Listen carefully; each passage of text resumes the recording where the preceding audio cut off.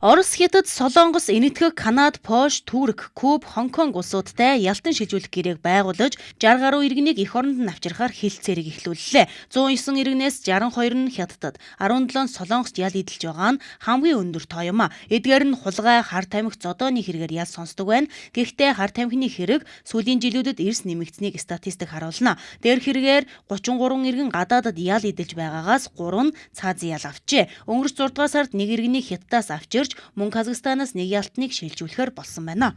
Сүүлд орсон мэдээгээр бол гадаад улсад манай Монгол улсын 100 гаруй иргэн орхи ял идэлж байгаа.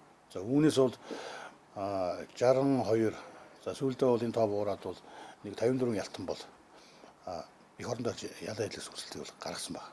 Тэгээ ер нь бол ялтан шилжүүлэх бол тухайн ял идэлж байгаа манай улсын иргэний өөрх нь хувийн хүсэлт байдаг.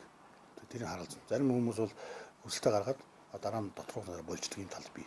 Ямар ч байсан үндсэндээ гадаад улс ял идэлж байгаа ялтын 50% нь бол Монгол дээр ирсэн. За бид нар бол холбогдох ажиллагаа хийж байна, судалж байна. За бид нар болжлог үйл хүмүүс авах ийм ажил болгох байгуулж байгаа.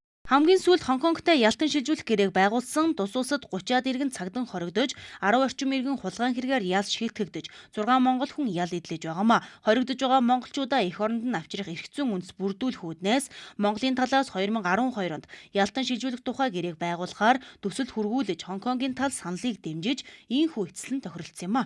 Тэгвэл манай улсад 18 гадаад иргэн ял идлэхтэй залилан хүн ам хүчингийн хэрэгт холбогдсон байна. Үүнээс Орос 1, Хятад 8, Украин 2, Малайзаас 4 иргэн бүртгэгдсэн. Эдгээр 18 иргэнээс 10 чанга, 8 жирийн дэглэмтэй ангид ял идэлж байгаамаа. Мөн хэрэгт холбогдсон шалгагдж байгаа 4 улсын 14 иргэн байгаагаас Хятад иргэд дээрх статистикийг тэргүүлж байна. Эдгээр иргэд залилан хулгай хүчингийн хэргийг үйлддэг байгаамаа.